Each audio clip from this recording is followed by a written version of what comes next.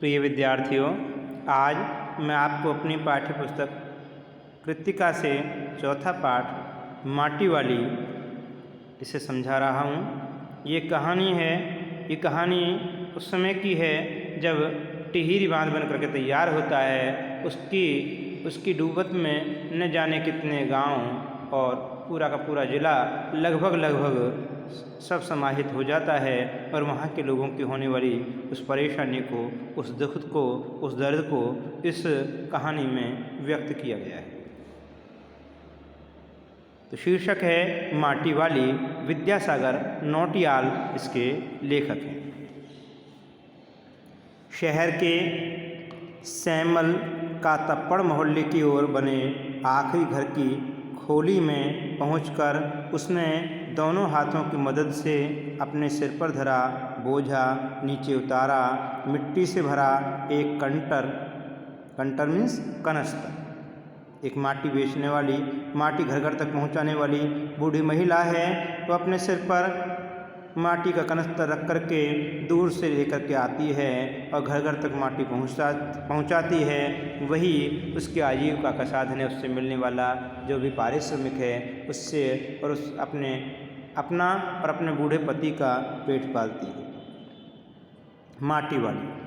टिहरी शहर में शायद ऐसा कोई घर नहीं होगा जिसे वह न जानती हो या जहां उसे न जानते हों। घर के कुल निवासी बरसों से वहां रहते आ रहे हैं। किराएदार उनके बच्चे तक घर घर में लाल मिट्टी देते रहने के उस काम को करने वाली वह अकेली है। वहाँ उस क्षेत्र में और कोई ऐसा नहीं है जो घर घर तक मिट्टी पहुँचाने का काम करता हो। घर घर तक कनस्तर में भरकर मिट्टी पहुँचाने वाली अकेली वह है महिला।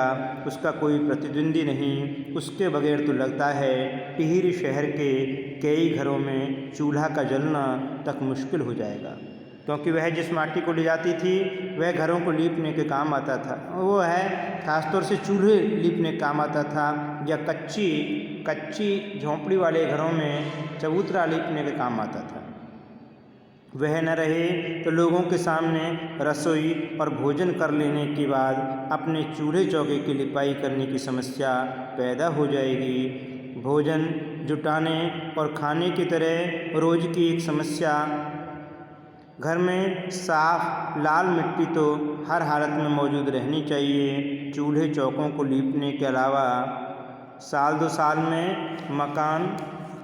मकान के कमरों दीवारों की गोबरी लिपाई करने के लिए भी लाल माटी की ज़रूरत पड़ती है। कच्चे घरों को साल दो साल में लीपने के लिए भी, उनकी दीवारों को लीपने के लिए भी माटी की ज़रूरत पड़ती है। शहर के अंदर कहीं माटा खान है नहीं। माटा खान मिट्टी की खान, जहाँ से मिट्टी लाई जाती है।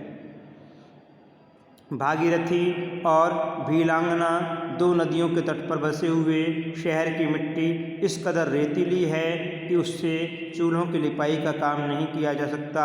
आने वाले नए किराएदार भी एक बार अपने घर के आंगन में उसे देख लेते हैं तो अपने आप माटी वाली के ग्राहक बन जाते हैं। घर घर जाकर माटी बेचने वाली नाटे कद की एक हरिजन बुढ़िया माटी वाली। वह हरिजन बुढ़िया है जो माटी बेचने का काम करती है, घर घर तक माटी पहुंचाने का काम करती है। लोग नए जो किराएदार बन कर के भी वहाँ आते हैं, वो भी उसके काम को देख करके, उसके द्वारा लाई गई माटी को देख करके उसके ग्राहक बन जाते हैं। शहरवासी सिर्फ माटी वाली को नहीं, उसके कंटर को भी, अर्थात उसके कनस्तर को जिसमें वो माटी भर कर लाती है, कंटर को भी अच्छी तरह से पहचानते हैं। रद्दी कपड़े को मोड़कर बनाए गए एक गोल डिल्ले सिर पर बोझ के नीचे रखने के लिए जो कपड़े की गद्दी होती है उसे कहा जाता है। उसके ऊपर लाल चिकनी मिट्टी से छुलबुल भरा कनस्तर टिका रहता है। उसके ऊपर किसी ने कभी कोई ढक्कन लगा हुआ नहीं देखा। अपने कंटर को इस्तेमाल में लाने से पहले वह उसके ऊपरी ढक्कन को काट कर निकाल फेंकती है। ढक्कन के न रहने पर कंटर के अंदर मिट्टी भरने और फिर उसे खाली करने में आसानी रहती है। इस कारण वह उसके ऊपर ढक्कन भी नहीं रखती। उसके कंटर को ज़मीन पर रखते रखते सामने के घर से 9-10 साल की एक छोटी लड़की कामनी दौड़ती हुई वहाँ पहुँची और उसके सामने खड़ी हो गई। एक लड़की जब वो माटी गिर रही होती तो सामने के मकान से आकर के खड़ी हो जाती। कहती है कि मेरी माँ ने कहा है ज़रा हमारे यहाँ भी आ जाना। अभी आती हूँ। घर की मालकिन ने माटी वाली को अपने कंटर की माटी कच्चे आंगन के एक कोने पर उंडेल देने को कह दिया। तू बहुत भाग्यवान है, चाय की टाइम आई है हमारे घर। कौन कह रहा है? घर की मालकिन जहाँ वो माटी लेकर के पहुँची है बुढ़िया। भाग्यवान आए खाते वक्त। तो हमारे घर उस समय आई है जब यहाँ टाइम हुआ है चाय का, हम लोग चाय बना रहे हैं, चाय पी रहे हैं। वह अपनी रसोई में गई और 2 रोटियां लेती आई। रोटियों से सौंप कर वह फिर अपनी रसोई में घुस गई। तो मकान मालिक उसे 2 रोटियां ला करके देती है और फिर रसोई में वापस चली जाती है। माटी वाली के पास अपने अच्छे या बुरे भाग्य के बारे में कुछ ज़्यादा सोचने का वक्त नहीं था। उसका जीवन एक जैसा ही रहता था, हमेशा हर हाल में वो एक जैसी ही रहती थी, क्योंकि वह गरीब थी, वो परेशान थी, उसके पास कोई जरिया नहीं था आय का। वह और उसका बूढ़ा पति दोनों ही रहा करते थे। घर की मालकिन के अंदर जाते ही माटी वाली ने इधर उधर तेज निगाहें दौड़ाई। हाँ, इस वक्त वह अकेली थी, उसे कोई देख नहीं रहा था। उसने फ़ौरन अपने सिर पर धरे ढिल्ले के कपड़े के मोड़ों को हड़बड़ी में एक झटके में खोला और उसे सीधा कर दिया। फिर इकहरा खुल जाने के बाद वह एक पुरानी चादर के एक फटे हुए कपड़े के रूप में प्रकट हुआ। अपने सिर पर रखे हुए उस उस कपड़े की जो पोटली सी है वो उसे खोल लेती है। मालकिन के बाहर आंगन में निकलने से पहले उसने चुपके से अपने हाथ में थमी 2 रोटियों में से एक रोटी को मोड़ा और उसे कपड़े पर लपेटकर गांठ बांध दी। वो एक रोटी उसने किसके लिए रख ली? अपने बूढ़े पति के लिए। घर जब वह जाएगी तो उसका बूढ़ा पति उसका इंतज़ार कर रहा होगा, वह उसे भी ले जा करके रोटी देगी। साथ ही अपना मुंह यूँ ही चलाकर खाने का दिखावा करने लगी ताकि मालकिन को लगे कि उसने वह एक रोटी खा ली है, कहीं छुपाई नहीं, और दूसरी रोटी अपने पास रख कर बैठी। घर की मालकिन पीतल के एक गिलास में चाय लेकर लौटी। उसने वह गिलास बुढ़िया के पास ज़मीन पर रख दिया। घर की मालकिन एक चाय का गिलास ला करके उसको और दे देती है बुढ़िया को। ले, सद्दा बासी सा कुछ है नहीं अभी, इसी चाय के साथ निगल जा। माटी वाली ने खुले कपड़े के एक छोर से पूरी गोलाई में पकड़कर पीतल का वह गर्म गिलास हाथ में उठा लिया। अपने होठों से गिलास के किनारे को छुआने से पहले शुरू में उसने उसके अंदर रखी गर्म चाय को ठंडा करने के लिए सू करके उस पर लंबी लंबी फूंकें मारी। तब रोटी के टुकड़ों को चबाते हुए धीरे धीरे चाय सुड़कने लगी। तो वह चाय के साथ उस एक रोटी को माटी वाली खा लेती। चाय तो बहुत अच्छा साग हो जाती है ठकुराइन जी। वो माटी वाली मालकिन से कहती है, हे मालकिन, चाय तो बहुत अच्छा साग हो जाती है, हम तो इस चाय से ही साग की तरह से रोटियां खा लेते हैं। भूख तो अपने में एक साग होती है बुढ़िया, भूख मीठी कि भोजन मीठा। अर्थात जब भूख लगती है तो रूखी सूखी रोटी भी स्वादिष्ट पकवान जैसी नज़र आने लगती है। रूखी सूखी रोटी पानी से निगलना भी ऐसा लगता है कि मानो कोई व्यक्ति अच्छे स्वादिष्ट सब्जी के साथ भोजन कर रहा हो। भूख महत्वपूर्ण है। भूख यदि ज़्यादा है तो रूखा सूखा भोजन भी स्वादिष्ट गरिष्ठ भोजन नजर आने लगता है। तुमने अभी तक पीतल के गिलास संभाल कर रखे हुए हैं पूरे बाजार में, और किसी के घर में अब नहीं मिल सकते हैं गिलास। वो बुढ़िया मालकिन से कहती है, इनके खरीदार कई बार हमारे घर के चक्कर काट कर लौट गए। मालकिन बता रही है, इन पीतल के गिलासों के खरीदार कई बार हमारे घर के चक्कर काट कर लौट गए। पुरखों की गाड़ी कमाई से हासिल की गई चीज़ों को हराम के भाव बेचने को मेरा दिल गवाही नहीं देता। हमें क्या मालूम कैसी तंगी के दिनों में अपनी जीभ पर कोई स्वादिष्ट चटपटी चीज़ रखने के बजाय मन महसूस कर दो दो पैसे जमा करते रहने के बाद खरीदी होंगी उन्होंने ये तमाम चीज़ें जिनकी हमारे लोगों की नज़रों में अब कोई कीमत नहीं रही। यहाँ इस संदर्भ का उल्लेख करके लेखक पुरानी संस्कृति, पुरानी चीज़ों के प्रति लगाव की भावना दर्शा रहा है।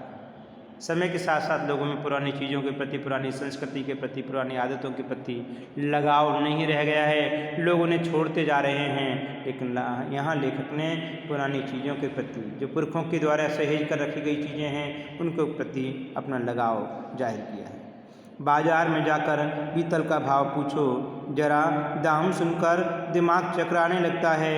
कोई ये व्यापारी हमारे घरों से हराम के भाव इकट्ठा कर ले जाते हैं। तमाम बर्तन भांडे, कांसे के बर्तन भी गायब हो गए हैं सब घरों से।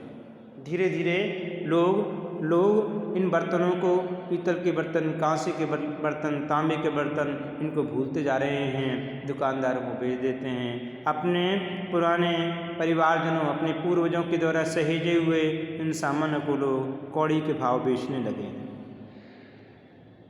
इतनी लंबी बात नहीं सोचते बाकी लोग। अब जिस घर में जाओ वहाँ या तो स्टील के भांडे दिखाई देते हैं या फिर कांच और चीनी मिट्टी के बर्तन। अपनी चीज़ का मोह बहुत बुरा होता है। मैं तो सोचकर पागल हो जाती हूँ कि अब इस उम्र में इस शहर को छोड़कर हम कहाँ जाएंगे।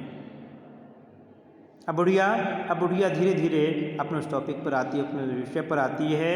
उसे पता है कि उसका गांव धीरे धीरे बांध की डूबत में आने वाला है। उसे डर सता रहा है कि जब यह पूरा का पूरा गांव उस बांध की डूबत में आ जाएगा तो उसका क्या होगा, उसके घर परिवार का क्या होगा, वह कहाँ जा कर के रहेगी, कैसे अपना और अपने बूढ़े का पेट पालेगी। ठकुराइन जी जो ज़मीन जायदादों के मालिक हैं वे तो कहीं ना कहीं ठिकाने पर जाएंगे ही, पर मैं सोचती हूँ मेरा क्या होगा, मेरी तरफ देखने वाला तो कोई भी नहीं। उसे दुख है, उसकी तरफ कोई देखने वाला नहीं है। उसके घर परिवार में उसका कोई बेटा बेटी नहीं है और कोई नहीं है जो उसका ख्याल रख सके। उसके पास कोई ज़मीन जायदाद नहीं है, क्योंकि जिन लोगों के पास ज़मीन जायदाद है, पैसा है, वो तो दूसरी जगह जाकर बस जाएंगे। लेकिन उसका क्या हाल होगा, उसकी बस केवल यही चिंता है। चाय खत्म कर माटी वाली ने एक हाथ में अपना कपड़ा उठाया, दूसरे में खाली कंटर और खोली से बाहर निकलकर सामने के घर में चली गई। उस घर में भी कल हर हालत में मिट्टी ले आने के आदेश के साथ उसे 2 रोटियां मिल गई। उन्हें भी उसने अपने कपड़े के एक दूसरे छोर में बांध लिया। लोग जाने तो जाने कि वह ये रोटियां अपने बुढ़े के लिए ले जा रही है। उसके घर पहुंचते ही अशक्त बुढ़ा कातर नज़रों से, डरी हुई नज़रों से उसकी ओर देखने लगता है। वह घर में रसोई बनने का इंतज़ार करने लगता है। आज वह घर पहुंचते ही 3 रोटी अपने बुढ़े के हवाले कर देगी। रोटियों को देखते ही चेहरा खिल उठेगा बुढ़े का। वह कल्पना कर रही है, सोच रही है और 2 रोटियों को लेने के बाद में कि आज वह 3 रोटियां ले जाकर के अपने घर पहुंचेगी और उसका बुढ़ा उसका इंतजार कर रहा होगा। वह थकी हारी जाकर के रोटी बनाएगी तो उसमें समय लगेगा। जाते के साथ ही वह 3 रोटी अपने बुढ़े के हवाले कर देगी, उसे खाने के लिए दे देगी। उसका बुढ़ा, उसका पति उसका इंतजार कर रहा है। उसके आने के बाद में उसे कुछ मिलता है। जब बुढ़िया लौटती है, अपने घर पहुंचती है, तब जाकर के उस बुढ़े को कुछ खाने को मिलता है। साथ में ऐसा भी बोल देगी साग तो कुछ है नहीं अभी, और तब उसे जवाब सुनाई देगा, भूख मीठी कि भोजन मीठा, अर्थात मुझे भूख लग रही है, मुझे भूख बहुत तेज़ी से लग रही है, कोई बात नहीं, साग न सही, मैं रूखा ही भोजन कर लूँगा, मैं केवल और केवल पानी के साथ इन रोटियों को चबा लूँगा। वो सोचती है कि मेरे बूढ़े का, मेरे पति का मुझे ये जवाब मिलेगा। उसका गांव शहर के इतना पास भी नहीं है, कितना ही तेज चलो फिर भी घर पहुंचने में 1 घंटा तो लग ही जाता है। रोज़ सुबह निकल जाती है वह अपने घर से, पूरा दिन माटा खान से मिट्टी खोदने, फिर विभिन्न स्थानों में फैले घरों तक उसे पहुंचाने में। घर पहुंचने से पहले रात घिरने लगती है। उसके पास अपना कोई खेत नहीं, ज़मीन का एक भी टुकड़ा नहीं। झोंपड़ी जिसमें वह गुजारा करती है गांव के एक ठाकुर की ज़मीन पर खड़ी है। उसकी ज़मीन पर रहने की एवज में उसे भले आदमी के घर पर भी माटी वाली को कई तरह के कामों की बेगार करनी होती है। तब जाकर के ठाकुर के एक छोटी सी ज़मीन पर बने हुए झोंपड़े में उसे रहने का जगह मिलती है। नहीं, वह सोचती है मनी मन, नहीं, आज वह एक गठरी में बदल गई, अपने बुड्ढे को कोरी रोटियां नहीं देगी। वो सोचती है कि मेरा बुड्ढा रोटियों के लिए इंतजार कर रहा होगा, कहेगा भूख मिठी कि भोजन, वह रूखी सूखी रोटियों को ही पानी के साथ निगलने के लिए तैयार हो जाएगा। लेकिन आज मैं ऐसा नहीं करूँगी। आज अपने बुड्ढे को कोरी रोटियां नहीं दूंगी। माटी बेचने से हुई आमदनी से उसने 1 पाव प्याज खरीद लिया। प्याज को कूटकर वह उन्हें जल्दी जल्दी तल लेगी। बुड्ढे को पहले रोटियां दिखाएगी ही नहीं। अगर वो पहले रोटियां दिखा देगी तो बुड्ढा उन कोरी रोटियों को ही खाने को तैयार हो जाएगा। आज वह उन रोटियों को जाकर के दिखाएगी नहीं। सब्जी तैयार होते ही परोस देगी उसके सामने 2 रोटियां।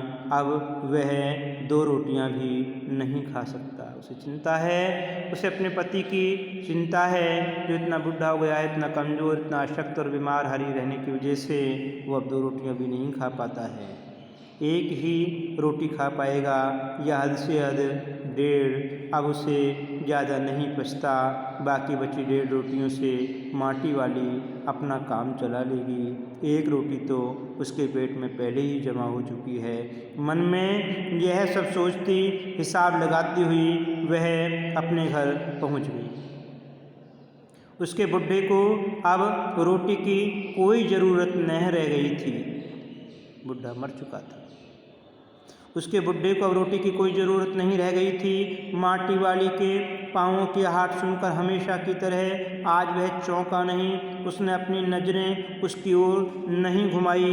घबराई हुई माटी वाली ने उसे छूकर देखा। वह अपनी माटी को छोड़कर जा चुका था, अर्थात उसके प्राण निकल चुके थे।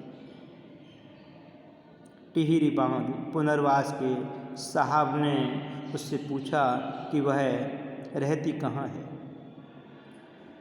बांध बनने वाला है, गांव में पानी भरने वाला है। बांध निर्माण से संबंधित अधिकारी उसके पास आते हैं, पूछते हैं कि वह रहती कहाँ है। तुम तहसील से अपने घर का प्रमाण पत्र ले आना। तो कहती है कि मेरी ज़िंदगी तो इस शहर के तमाम घरों में माटी देते गुजर गई है साहब। वो पूछता है माटी कहाँ से लाती हो। वो कहती है माटा खान से लाती हूँ। साहब पूछते हैं वह माटा खान चढ़ी है तेरे नाम? अगर है तो हम तेरा नाम लिख देते हैं। तो कहती है माटा खान तो मेरी रोजी है साहब। बुढ़िया हमें ज़मीन का कागज़ चाहिए, रोजी का नहीं। तो बुढ़िया कहती है बांध बनने के बाद मैं क्या खाऊंगी साहब, मेरा तो सब लुट जाएगा, मैं कहाँ रहूँगी, क्या खाऊँ। तो साहब जवाब देते हैं कि इस बात का फैसला तो हम नहीं कर सकते, वह बात तो तुझे खुद ही तय करनी पड़ेगी। टिहरी बांध की 2 सुरंगों को धीरे धीरे बंद कर दिया गया। शहर में पानी भरने लगा। शहर में आपाधापी मची है। शहरवासी अपने घरों को छोड़कर वहाँ से भागने लगे हैं। पानी भर जाने से सबसे पहले कुल शमशान घाट डूब गए। वो देख रही है, उसकी आंखों के सामने धीरे धीरे पानी भरने लगा है। पानी भरते के साथ ही लोगों में अफरा तफरी मची हुई है। सब जा रहे हैं। वह परेशान सी निगाहों से उस भरते हुए पानी को, लोगों को आँख से दौड़ कर जाता हुआ देख रही है। माटी वाली अपनी झोंपड़ी के बाहर बैठी है। गांव के हर जाने आने वाले से एक ही बात कहती है, क्या कि गरीब आदमी का शमशान नहीं उजड़ना चाहिए। अर्थात गरीब आदमी ने जहाँ जन्म लिया है, कम से कम उसे मर करके वहाँ शमशान में जगह मिल जाए, इतनी जगह ज़रूर बचनी चाहिए। आज मेरा क्या होगा, आज मेरे लिए मरने के बाद वहाँ शमशान तक नसीब नहीं है। इस प्रकार से इस कहानी के माध्यम से कहानीकार ने जब बड़े बड़े बांधों का निर्माण होता है तो गांव के लोगों की, वहाँ के निवासियों की क्या स्थिति होती है, उनका दर्द, उनकी मनोव्यथा को इस कहानी के माध्यम से व्यक्त किया है।